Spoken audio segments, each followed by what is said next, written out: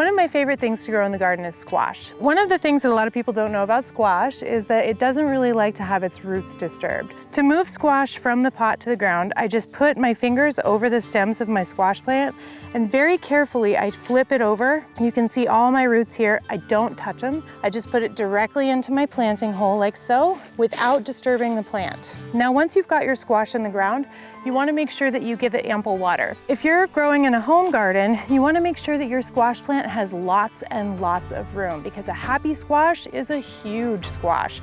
So make sure that if you're growing it in a raised bed, you grow it on an end where it can cascade over and grow out into your yard. Once you have as many fruits as will ripen during the course of the season, you'll actually cut the tips of that squash plant off, which is called pruning your squash.